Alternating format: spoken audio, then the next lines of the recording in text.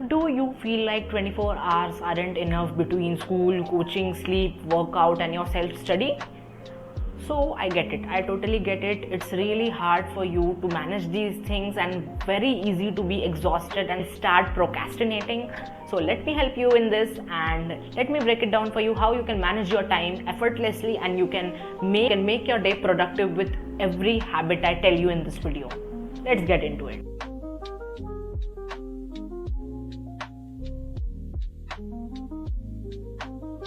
So hello there, welcome or welcome back to my channel. I'm so glad that you are here. In this video we are going to talk about the time management because I know many of you are students and many of you are also struggling to manage your time because now schools are opening and now many offices are open and now it's really hard to get back into the routine. Especially for me, I am really struggling with that.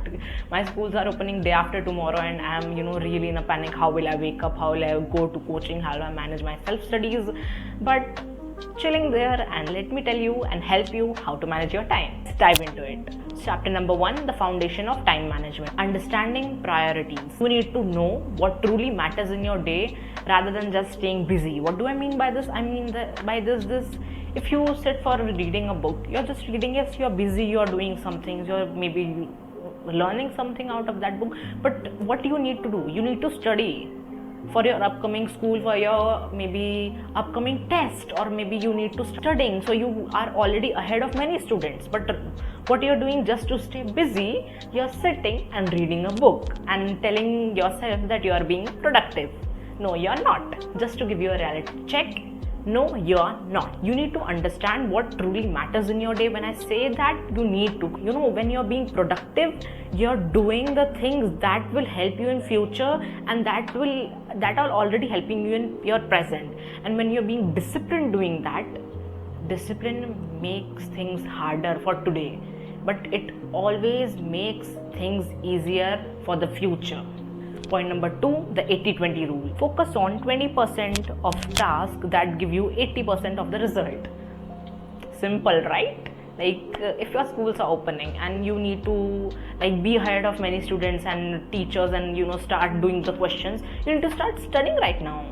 You need to put your 100% efforts in your studying so you get your result. When you are sitting in the class and you are like, yes, I have already studied this, I can obviously tell the answer. When you do this work, you're getting the results on the day when you're sitting in the class, and while other students are trying to understand, what the heck, how did that happen? You're like, yes, how did that happen? You should be like that. The 80-20 rule. I know this example itna nahi milta hai is point se, but I'm just trying to tell you that the efforts you put in now will always bring you the dopamine hit you need or the surprises you need in the future.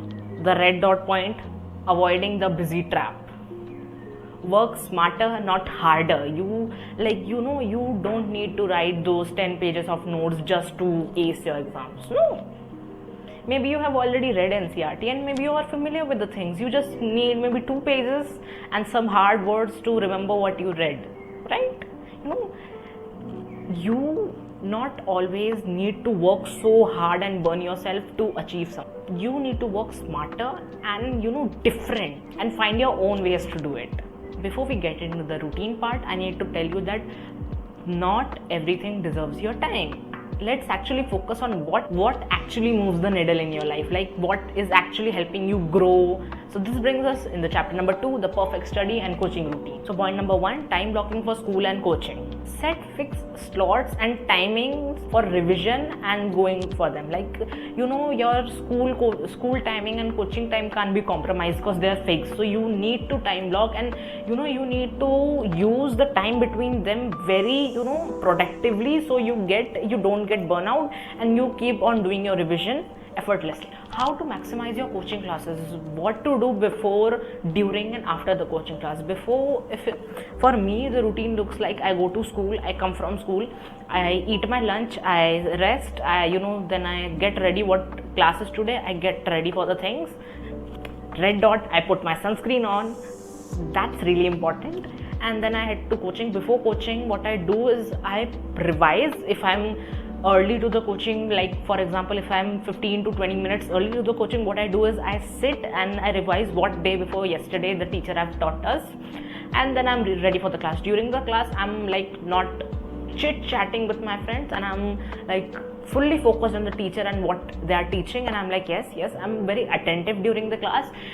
And after coaching, what I do is, if I have energy left, usually I don't have any energy left, but if I have, I revise the notes day before yesterday and what sir has taught today. For barely it takes maybe 10 minutes, and then I'm done, and I finally go to sleep when I reach home, because I'm very tired at the end of the day. Please remember that before you go to sleep, you should like study something that's really hard, or you need to memorize it. For example, while my exams were going, what I used to do, I used to learn the hard topics before sleeping, because there is a saying that you should like whatever you learn before sleeping, that is really captured by your mind very deeply.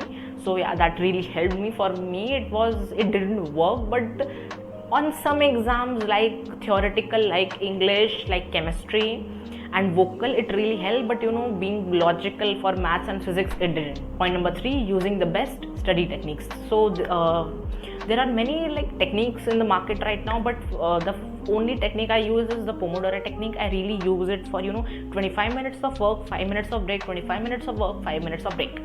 So what I do when I'm really tired and I don't want to study, I try this. But when I am in my energy that I want to study, I'll get it done. What I do is 2 hours of studying, 30 minutes of break, 2 hours of studying, 30 minutes of break. This is what I follow while my exams were going out. But if you're burnout, or if you're like you don't want to study that much, or you're chilling today, then you can use the Pomodoro technique. You can see here is a graph that is like going like this. Active recall, in 7 days you revise something, then after 4 you revise the same thing, and after 27 days you revise the same thing. I don't know if I said the days right, but there is like something graph that if you forget things easily, you can do this. For me, it's not my problem.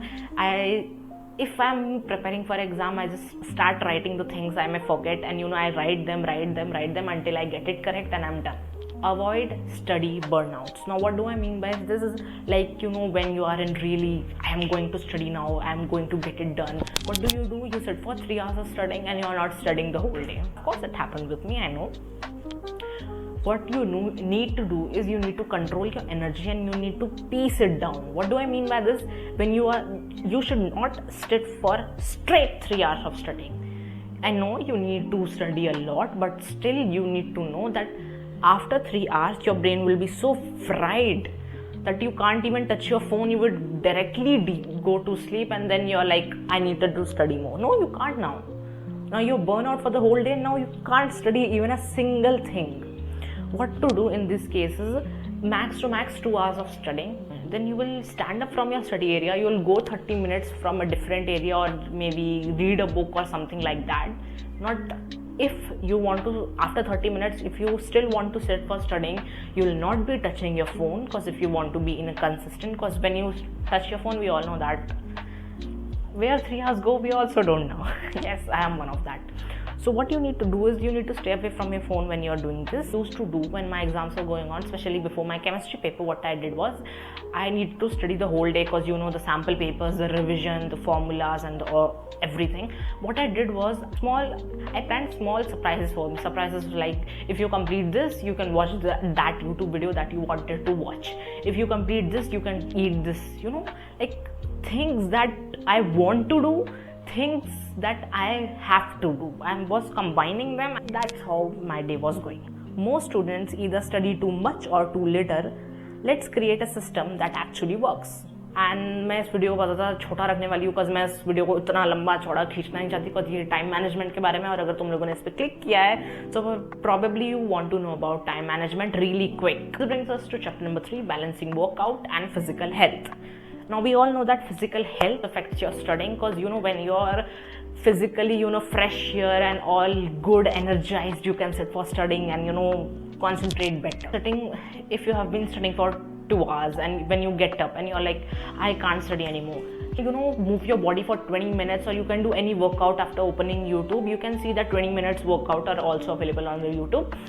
When you do that, you're like instantly energized. Why? Because now your body is moving, now it's circulating, now your brain is like, yes, something different is coming. It feels good. It really feels good to move your body after a really tiring study session. For example, if you're a night owl, you will be studying all night and you're sleeping till the midday, and then you'll wake up and you cannot do your workout at lunchtime, right?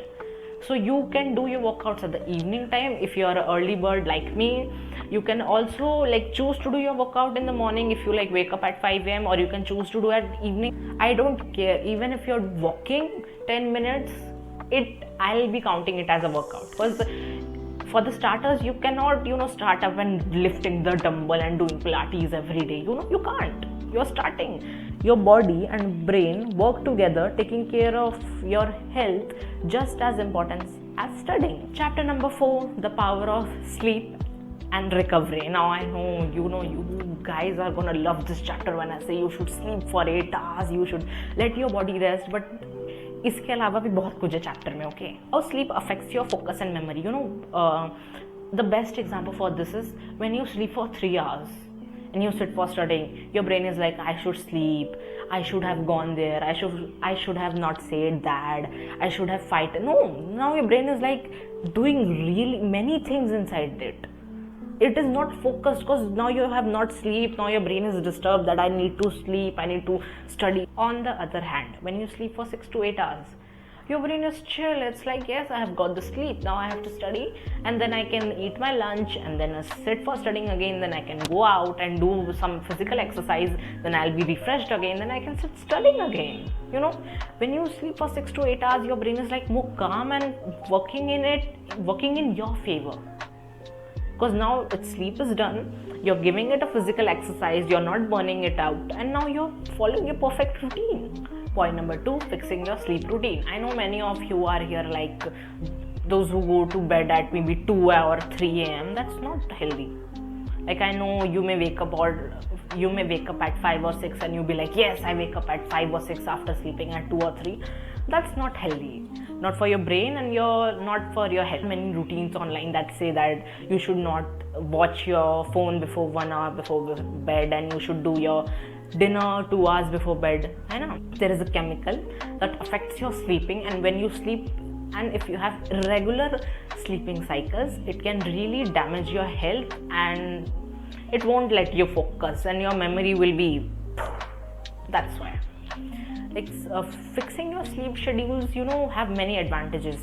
Now you're getting sleep, now you're sleeping early, now you're having your dinner early, that means you're sleeping early, that means you're working out early, and that means you're on your routine. Here is a point, bedtime routine for best rest, but bedtime routine is supposed to be different for everyone. Maybe someone likes reading before bed, maybe someone likes watching a YouTube video or meditating before bed. So I wouldn't really like to talk about this, but this brings us to chapter number 5, the art of planning and scheduling. How to plan your day in 5 minutes. Planning your goal. When you sit for planning, it's like I'll do this, and you out of nowhere you have 15 tasks to do, and at the end of the day you have only taken 5. Regret, right? You regret it, right? Yeah, I get it. So when you sit for planning, first of all, prioritize what matters. When you're clear with what you want, you're already cutting off maybe 3 to 4 points that are not needed.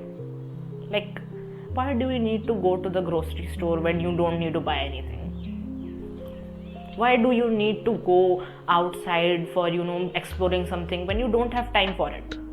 You understand me? Like, you do things that are not needed just because to look aesthetic while writing them. I have felt that. That's why I'm telling you. So what you can do is, there are digital planners and physical planners. Digital planners for me is a really good example of being on my schedule, because digital planners give you every option. Like, you can tick it off, you can write it down, you can set a timer, you can do things. On the other hand, physical timers also have their advantages, but I really don't prefer them, because you need to buy them and then you need to write it, then you need to tick it off, then you need to write everything every day. On the digital planner, what you can do is copy paste. I'll show you my digital planner for maybe I made it last week. For I'll planned every hour of my time, like waking up at 5 a.m, then going for a walk then moving my body, then like cycling, and then showering, and then meditating, and then like sitting for studying. I planned everything, and that was really good. I know it gave me a jam-packed day, and I didn't really had time to sit and think about things, but I like that type of days. But I would really recommend you the digital planners. Like you can use Notion, or you can use Notion for like laptop, and Structured for your phone. Structured is really good app. I really use. How to stick to your plan? Many of us, like I said in the starting of the point, like you write 15 things, and at the end of the day, what you do? Only 5 things? Hardly 5 things. So how to stick to your plan? You need to write down what really matters, and you need to do them first. Like if, for example, if you need to complete your copies first, then complete your copies first, then do any other task. Planning doesn't have to be complicated. Just 5 minutes a day can change everything. This brings us to chapter number 6, how to avoid distractions and stay focused. Here I have written many points like how to reduce phone, how to reduce social media distractions, deep work, 2 minutes work. But in reality, I wanted to talk to you guys that how to avoid distractions. When you are clear with what you need to do in a day, there are no distractions. Then you will be like, Gauri, no, I pick up my phone and I do this. No. You pick up your phone because you know that you still have time for it, or even if you don't do it, no one will say anything to you. That's why you procrastinate. You have an option. That's why. One day before exam, you don't procrastinate because tomorrow you have a paper, and if you don't study, you're going to fail, right? Then where is that phone of yours that is magically picked and 3 hours are gone? When you're clear and when you have dreams that big, that are matter much more than your distraction of your phone, you won't be distracting. You won't get distracted. So I still have many points here that deep work, you should do deep work, focus on what truly matters. But here is a reality check. When you know what you need to do, and when you're specifically clear that your goal is that, you're not distracted, because you don't have a if or a but. You need to. You don't have an option there, and when you don't have an option, you do it. That also many of you know about the 2-minute productivity hack and the 5-minute. Like you work for 2 minutes, and if you're if you're in a working flow, you work, and if you don't, you can get up. For me, it didn't work out, but you can try it for yourself, because many people have many different opinions, and maybe it didn't work out for me, but it can for you. Distractions kill productivity. Let's take back control of our focus. Remember, time management isn't about doing everything. It's about doing the right things at right time. And this brings us in the end of this video. If this video helped you anyway, drop this emoji in the comment and let me know that you watched my video till the end. I'll be meeting you in the next video. Till then, peace out.